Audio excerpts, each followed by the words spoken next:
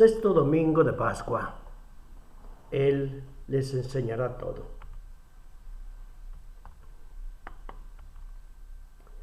En el Evangelio de San Juan tú lees lo negrito y también lo rojito y yo te remarco lo rojo. Un día Jesús dijo a los discípulos: el defensor, el Espíritu Santo que enviará el Padre en mi nombre, les enseñará todo y les recordará todo lo que yo les he dicho. La paz les dejo, les doy mi paz, y no como la del mundo.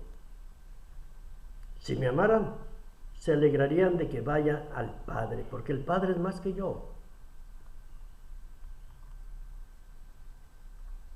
Les he dicho esto mientras estoy con ustedes, dijo en la cena. Jesús resucitado con la boca de San Juan se dirige a sus discípulos en su tiempo, un siglo después, porque las comunidades estaban de veras pasando por situaciones muy difíciles, persecuciones muy grandes. Estaban turbadas porque muchos cristianos se salían de ser cristianos, porque no eran buenos cristianos, porque empezaban las herejías que Jesús era, que no era, que hizo, que no hizo, y sobre todo porque estaban muy desilusionadas porque el tan esperado regreso del Señor pues no se realizaba. Y por eso entonces pregunten: ¿y por qué nada más a nosotros se manifiesta y no a todo el mundo? Pues porque ustedes reciben mis mandamientos, tratan de cumplirlos y se demuestra que me aman. En cambio, ustedes saben que todo Israel esperaba un Mesías que, haciendo prodigios espectaculares, asombraría al mundo entero. ¿Y qué vieron en mí? ¿Y qué vemos en Jesús? Una actitud humilde, resignada, no gritaba en las plazas y mercados, no quería que sus milagros fueran divulgados. Parecía un absurdo su afán de pasar desapercibido, y los discípulos decían: Señor, manifiéstate. Judas fue un ejemplo, le picó a ver si se manifestaba y no. Pues en tiempo de Jesús no aceptaban o no entendían eso, pues menos en tiempo después de San Juan, que era un siglo después, en Asia Menor. No entendían la razón por qué Jesús no regresaba sobre las nubes del cielo para manifestar clamorosamente quién era Él y qué era capaz de hacer. Y si ellos no lo entendieron ni al principio ni un siglo después, pues menos hoy nosotros a 21 siglos después. Pues a ellos y a nosotros Jesús da una respuesta a nuestras inquietudes. ¿Qué nos dice? Si alguien me ama, cumplirá mi palabra. Mi Padre lo amará, vendremos a Él y habitaremos en Él. Sí, Jesús quería manifestarse, pero no solo, sino juntamente con el Padre. No haciendo prodigios, sino viniendo y habitando en sus discípulos. Para entender esto, pues escuchemos otra frase. Créanme que yo estoy en el Padre y que el Padre está en mí. Si no creen eso, créanlo por las mismas obras. Y Jesús da como prueba de su unidad con el Padre las mismas obras que realiza, pero no se refiere a los milagros, no apela a nunca prodigios para demostrar que es una cosa con el Padre, sino se refiere a todo lo que es y a todo lo que hace Él. Él me dice hago, Él me dice y digo, Él me lleva y voy, etc. Somos uno, sí, dice. Todos los gestos que yo hago, dice Jesús, son únicamente gestos de amor. ¿Qué finalidad tienen? Liberar al hombre y a la mujer de todas sus esclavitudes a las que están sometidos, sí. Es lo mismo que hizo Yahvé, mi Padre, cuando libera en el Antiguo Testamento a su pueblo. ¿Qué quiere decir esto? Que Yahvé, Dios, está en mí y yo estoy en Él. Somos una misma cosa. Entonces, si alguien me ama, va a cumplir lo que les digo. Mi Padre lo amará, vendremos a Él y habitaremos en Él. ¿Y qué quiere decir eso? ¿De que el Padre y Él habitarán en nosotros? Pues quiere decir que después de que escuchemos la palabra del Evangelio, hemos recibido la vida de Dios, su Espíritu, y sentimos el impulso de realizar las mismas obras que Jesús y el Padre realizan. O sea, nos vamos a convertir en liberadores de nuestros hermanos y hermanas, verdaderos misioneros. Y para eso les promete el Espíritu Santo. Dice: sí, el defensor, el Espíritu Santo que enviará el Padre en mi nombre, les enseñará todo y les recordará todo lo que yo les he dicho.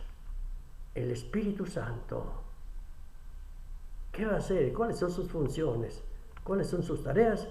Enseñar la primera. Sí, enseñar. ¿Que Jesús no enseñó ya todo? Claro que no. En estos 3 años ¿crees que podía enseñar todo y menos explicar las consecuencias de su mensaje? Claro que no. Jesús te asegura que siempre vas a tener una respuesta a tus interrogantes, pero esa respuesta siempre va a estar conforme al Evangelio, no de otra forma. Eso sí, si sabes escuchar su palabra y mantenerte en sintonía con los impulsos del Espíritu presente en Dios, entonces vas a tener respuesta. ¿Sí? Y para cuando recibas la respuesta vas a necesitar mucho esfuerzo, mucho coraje para seguir las indicaciones del Espíritu, porque frecuentemente el Espíritu te pedirá cambios de rumbo y a veces no te los esperas, y cambios muy radicales. ¿Y qué te va a enseñar el Espíritu? Solamente lo que Jesús enseñó, no otras cosas. El Espíritu no te va a instruir como un maestro de clase, siéntate y te voy a escribir y apúntale. No. Él te enseña de una manera dinámica, o sea, se transforma en un impulso interior, te orienta de modo irresistible en la dirección justa, te estimula el bien, te lleva a tomar decisiones conformes al Evangelio, como dice San Juan. El Espíritu los guiará hasta la verdad plena. También San Juan en su primera carta te hace esta aclaración y me la hace a mí también. Ustedes conserven la unción, o sea, la presencia del Espíritu que recibieron de Jesucristo, y no tendrán necesidad de que nadie les enseñe, porque su unción, que es verdadera e infalible, los instruirá acerca de todo.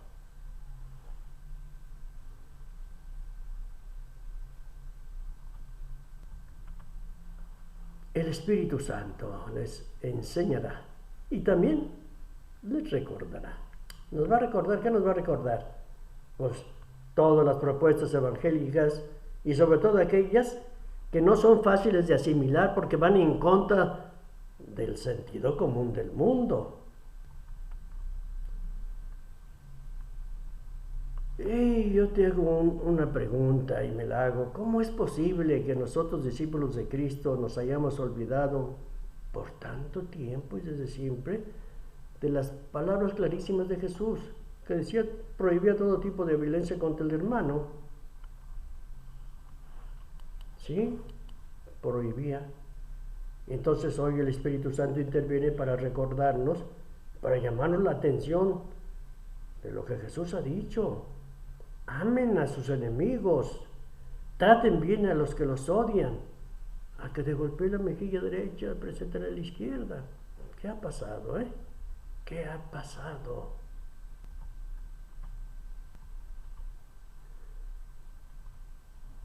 Jesús nos ha dejado a todos sus discípulos el mandamiento del amor. Y si vives en el amor, vivirás en paz. Les dejo también mi paz. Y la paz que les dejo, la paz que les doy, no es como la que da el mundo,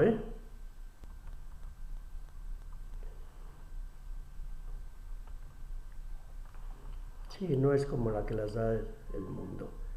Jesús no promete como la paz del mundo, que está basada en la fuerza de los ejércitos. Hasta una frase que dice, si quieres la paz, prepara la guerra. Es una paz que no aprueba la esclavitud, la marginación, la opresión de los vencidos, la prepotencia de los vencedores. No es la paz de Jesús. La paz que Jesús promete se realiza cuando se establecen entre los hombres y mujeres unas relaciones nuevas. No cuando la voluntad de competir, de dominar, de ser los primeros, todo eso cae y cede el puesto, el lugar y el camino al servicio, al amor desinteresado por los últimos. Y claro que no es fácil entender lo que dijo Jesús. Ay, ¿por qué debemos estar alegres porque Jesús se marchó? Pues claro que no vamos a estar alegres por eso.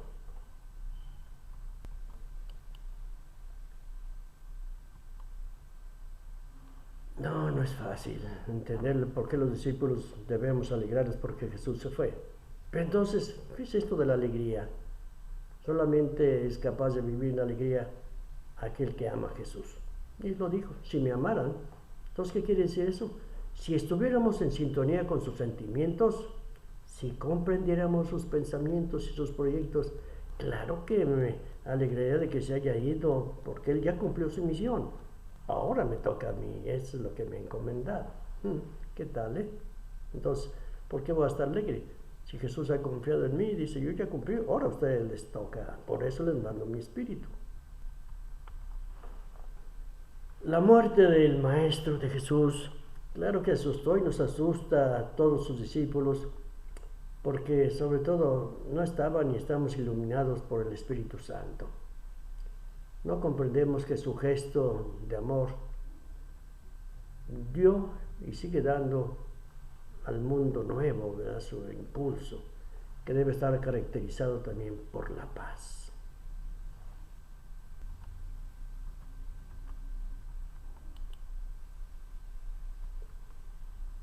El Padre es más que yo. Ah, caray, entonces Jesús no es Dios, porque el Padre pues, es más grande que Él, como dicen los hermanos.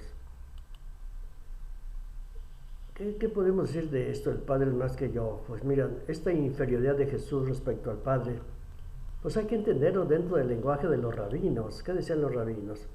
Pues hablaban de la superioridad e inferioridad para distinguir al que enviaba y al que era enviado. Claro, mientras Jesús estuvo en el mundo, no había terminado su misión. Hasta que volvió al Padre, pues claro que durante todos esos años 33 era inferior como hombre al Padre, era un enviado del Padre, así es. Entonces por eso en ese sentido es inferior. Es difícil esto, sí. En este sexto domingo ya de Pascua estamos preparándonos hasta el gran regalo de Jesús, su Espíritu. Pues sigamos viviendo la Pascua y abramos el corazón y empecemos a hacer todos los signos que nos ayudan a recibir el regalo de Jesús. Él nos seguirá guiando. Pues buena tarde a Dios, felicidades, feliz Pascua. Nos vemos hasta la próxima. Yo te bendigo en el nombre del Padre, del Hijo, del Espíritu Santo.